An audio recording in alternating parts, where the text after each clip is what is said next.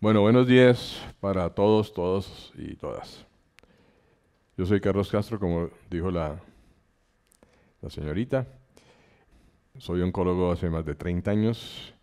Llevo 30 años aprendiendo oncología, aprendiendo de la vida, aprendiendo de la muerte, aprendiendo de mis errores, aprendiendo de los aciertos de mis maestros y de mis pacientes.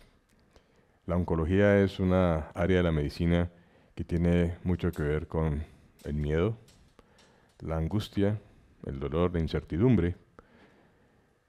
Y hay mucho, entre comillas, sufrimiento con la oncología, pero también hay momentos de mucha alegría. Inclusive cuando llega el momento de despedirnos de los amigos, porque en la oncología todos los pacientes terminan siendo amigos. Y en más de una ocasión he llorado la muerte de mis amigos. Hemos recorrido el 25% del siglo XXI, siglo que ha transformado el mundo en muchos aspectos, buenos, regulares y malos. La innovación en medicina es impresionante, los avances en la tecnología diagnóstica y terapéutica hace que obviamente las cosas hayan cambiado y seguirán cambiando. Yo no soy de los que creo que todo tiempo pasado fue mejor. Para mí el mejor tiempo es el de hoy y espero que el futuro sea mejor que el de hoy, pero creo que hoy es lo mejor. No quería seguir sin darle un agradecimiento y un reconocimiento a la Universidad del Bosque, al Departamento de Bioética, al profesor Jaime Escobar y a Santiago Avilés, porque convirtieron en realidad un sueño, que es hablar de la compasión, que es lo que nos convoca hoy. Es nuestra invitada de honor, la compasión. Esta señora que siento que me la quieren sacar del baile. Creo que no hay personaje que más interprete la compasión que la Madre Teresa de Calcuta. Esta señora que estuvo en Bogotá una vez, realmente era la personificación de la compasión. Y no hay que confundir la compasión con la lástima, por favor. La lástima es algo que yo no siento. Compasión, trato de sentirla siempre. Y si uno se pone a leer las descripciones de qué significa o qué es la compasión, comienza uno por leer que eso viene del latín compasio, que significa sufrir juntos. A mí la palabra sufrir, sufrimiento, me produce alergia. Yo no creo que uno haya venido al mundo a sufrir. No. Uno viene al mundo a aprender, a aceptar las cosas. Hay problemas, sí, todos hemos tenido problemas complejos, que es parte de la vida. Pero sufrir, no. Así que para mí la compasión no es sufrir con el otro, sino, como la palabra lo indica, compasión. Compartir con la pasión, que es lo que uno siente en el alma, lo que el otro, en este caso el paciente, y la familia del paciente, están sintiendo. Eso es compasión, es ponernos en los pantalones del otro para poderlo ayudar de la mejor manera. Así que la compasión no es sufrir, sino acompañar comprendiendo los sentimientos del paciente. Eso para mí es la compasión. Y yo creo que en eso es donde a veces siento que las cosas se nos están saliendo de madre, porque uno ve cómo todos estos avances tecnológicos están acabando con eso. Hay tres palabras que siempre le menciono yo a los estudiantes de medicina, que comienzan con la letra C. Conocimiento, comunicación y compasión. Ya les mencioné algo de la compasión. Para ser un buen médico usted tiene que tener conocimiento. Y les dije al comienzo que llevo 30 años estudiando oncología y seguiré estudiando oncología, porque el conocimiento nunca para, los avances nunca paran. Y los médicos tenemos que estar actualizados. Así que el conocimiento es mandatorio, no solamente en medicina, probablemente en todas las profesiones. Conocimiento. Y hay que ser juiciosos con el conocimiento. Hay que investigar, hay que leer, participar, investigar es importantísimo. Pero, ¿Qué sacamos con tener en nuestra cabeza miles de datos, de conocimientos, si no sabemos comunicarlos? Y los médicos somos malitos para comunicar. Creemos que los pacientes todos son médicos. Entonces hablamos en nuestra jerga que solamente entendemos a veces nosotros. Y cuando uno está al lado de un paciente que no es médico y que le acaban de hacer el diagnóstico que tiene un cáncer, muchos pacientes creen que es un signo zodiacal. Y uno asume que el paciente sabe que es la vía biliar y saben que es una neoplasia. Y uno comienza a hablar convencido que lo está haciendo muy bien y resulta que no. Nos falta elementos de comunicación. No nos enseñan a comunicarnos. Como ustedes son médicos, MD significa mi Dios. Entonces, pues ahí comenzamos a tener problemas muy serios. ¿Cuánto llevo? 11 minutos, me quedan 7, Dios mío. Así que hay que aprender a comunicar lo que tenemos en la cabeza, conectar el cerebro con el corazón. Eso es parte del milagro de la compasión. Y ustedes ven ahí en las fotos cómo es importante, y quiero destacar, el médico o la médica hablando y mirando a los pacientes a los ojos. Es importantísimo que el paciente sienta que hay esa comunicación visual y auditiva, porque también se nos olvida escuchar. Y yo creo que eso es un error en medicina.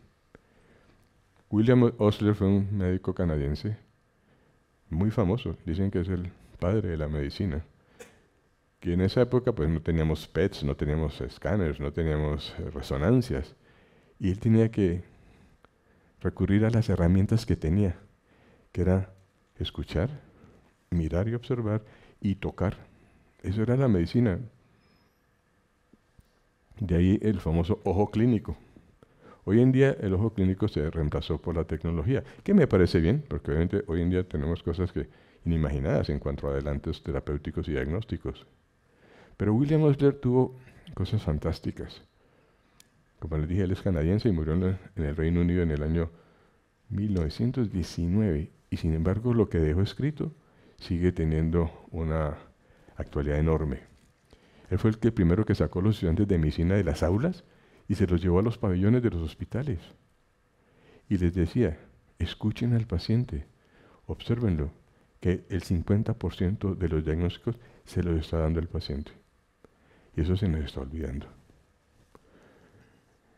¿Y cuándo se perdió la mirada? Porque yo creo que la compasión empieza con la mirada.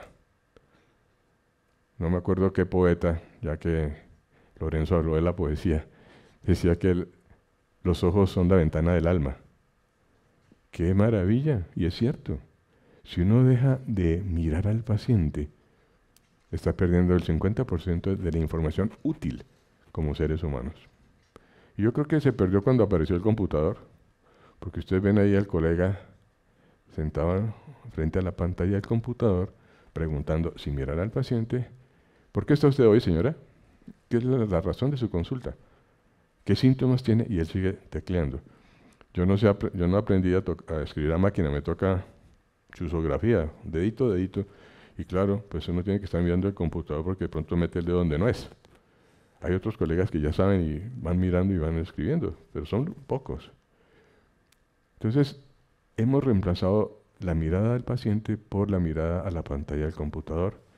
Y para colmo de males también para la pantalla de esto. Uno ve a los estudiantes pegados de esto, metidos en la Biblioteca de Medicina del Congreso, con el último chisme. Yo no estoy en contra de eso, fantástico. Pero que esto no nos reemplace mirar el paciente. Porque vuelvo y repito, si uno mira al paciente, y lo digo por experiencia, cuando yo tengo un paciente con un cáncer por primera vez, que no sabe todavía que tiene cáncer, que me lo mandó el colega cirujano para que yo le diera el diagnóstico, porque dar malas noticias no es agradable. Entonces me llega la patología y miércoles. Y uno comienza, ¿cómo hago para decirle al paciente que tiene un problema serio? Yo soy enemigo de dar las noticias así, ¡guau!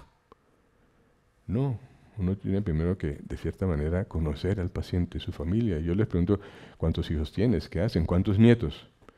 Y ustedes no se imaginan cómo le cambia la cara a una persona de ya de cierta edad, pongamos contemporánea mía, ya de 70 años, con un cáncer que todavía no sabe el paciente que lo tiene, y le pregunta uno por los nietos. No, la cara se les ilumina. Sí, tengo 5 nietecitos, no sé qué, y comienzan a hablar de los nietos tan bonito. Después uno comienza poco a poco a soltar pequeñas cosas sin engañar, pero con cariño, con compasión. Y uno a veces escucha que, no, el doctor, es que el oncólogo que me estaba viendo es un tal por cual porque mató a mi mamá. No, yo conozco al oncólogo, no. ¿Por qué? No, pues que le dijo así de frente. Problema de comunicación. Muy bien, yo creo que eso de la mirada que se nos está perdiendo, lo escucha uno. No, doctor, el médico ni me miró. Estuvo mirando la pantalla, doctor. Y uno dice, qué lástima. Lástima que el paciente no haya tenido un buen médico. Y qué lástima que el paciente no haya aprendido de la maravilla del tesoro que es poder uno ver el alma al otro paciente, al paciente. Eso es triste. Y Osler también decía que la compasión que nace de las miradas son indispensables para un buen tratamiento, independiente si se salva o no, porque todos nos vamos a morir aquí. Yo creo que todos sufrimos de una enfermedad incurable que se llama la vida. Aquí todos nos vamos a morir. Yo tal vez miro así, yo soy el primero que soy como el más viejito de los que estamos aquí. Pero ustedes, los sardinos también, alguna vez ya somos incurables. Ese no es el problema, no, es aprender a vivir y probablemente también a morir, que después viene Mónica Giraldo a hablar sobre la muerte. Pero eso es una cosa que si uno lo sabe hacer y lo sabe uno vivir y lo sabe uno enseñar, es una maravilla. Una maravilla. Ahora, aquí hay un estudio que salió hace poquito, eso es de enero hace 2 semanas, de un colega de apellido Rico y una enfermera Liliana Mosquera. Les doy el crédito. No los conozco, pero me encantó. Dice, cuando la productividad ahogó al humanismo y a la docencia en la práctica médica. Esto sí que me pegó durísimo, porque uno ve que en todas las clínicas, en todos los hospitales, en todas las IPS y las EPS, el acto médico lo evalúan por productividad. ¿Cuánta plata deja la organización? Doctor, usted tiene que verme 4 pacientes en 1 hora. Esto es muy costoso. El pobre médico se ve obligado que en 15 minutos interrogue, analice, pida exámenes, llene la cantidad de papel administrativo, para no mencionar el MIPRES. Y obviamente el 80% de la consulta se va en cosas que al paciente no le reportan nada. Eso está terrible. Menos poder tener tiempo para enseñarle a un estudiante de medicina lo que están viendo. ¿En 15 minutos? Pues no, terrible. Yo soy de los que creo que la productividad de un servicio médico no se puede medir en signos de pesos, sino en la satisfacción del paciente. ¿Me explicaron? ¿Me dieron la oportunidad de opinar? ¿O simplemente el paciente decidió? Yo tengo una anécdota de un estudiante de medicina, muy bueno, buenísimo, estudioso como el que más. Y llegó el día del examen final, le dimos un paciente para que lo interrogara, lo analizara, y después iríamos a hacerle el examen sobre el paciente. Yo lo vi desde la distancia, y él era pendiente del celular y el último chisme de la enfermedad y qué sé yo. Bueno, terminó la hora, dije, bueno, voy a inventarme que se llama Eduardo. Eduardo, bueno, vamos a hacer el examen, cuéntame el paciente. Y él comenzó a decir la historia clínica, perfecta, la evaluación de los exámenes, su criterio, muy bien. Terminó y le dije, mire, Eduardo, todo lo que has contestado es perfecto. Te voy a poner 5, que yo nunca he puesto un 5. Pero te voy a hacer una pregunta. Si tú, la pregunta que yo te hago, me la contestas bien, te pongo 5. Pero si la contestas mal, te rajo. Él me abrió los ojos como, ¿y por qué? Y le dije, Eduardo, dime de qué color tenía los ojos tu paciente. El hombre bajó la cabeza y me dijo, profe, rájeme. Obviamente me desarmó. Le puse 5, porque había aprendido. Uno no puede hacer medicina sin verle los ojos al paciente. Ya lo había anunciado. Porque por la mirada empieza la compasión. Hace poco, un estudiante de medicina que quiero mucho me comentaba con algo de dolor una escena que había presenciado en su hospital, de una médica muy buena hablando con la paciente, comenzó a explicarle, y la paciente, que era, pues, no era médica, era, no sé qué, probablemente no era ni siquiera profesional, era una pobre mujer. Y comenzó a grabarla porque yo no entiendo lo que me está diciendo, y luego mis hijos me van a preguntar y yo no sé explicarles lo que la doctora me está explicando. Pues la doctora se puso histérica, se salió de los chiros, como dicen. La gritó, le dijo de que se iba a morir, que era el colmo, que no sé qué. Yo entiendo y estoy de acuerdo que si a uno lo van a grabar, bueno, que le pidan uno permiso y explique por qué. Sí, está bien. Pero la reacción de hacerla sentir mal porque estaba grabando, cuando la razón de grabar era para poderle decir a los hijos la enfermedad que tenía, me parece inadecuada. Menos mal a esta estudiante también le pareció inadecuado. Eso es no tener compasión. Y uno tiene, si es médico, saber que la compasión es lo más importante que tenemos para ofrecerle al paciente y a su familiar. El médico compasivo. Realmente la palabra compasión poco se usa en medicina. Como la palabra amor. Yo creo que no hay un texto de medicina que hable de la palabra amor. Ni siquiera para hablar del hacer el amor. Se habla del coito. Bueno, yo no sé por qué. Realmente la compasión es tan importante. Y eso es una frase que un paciente me dijo algún día: yo quiero un buen médico y un médico bueno.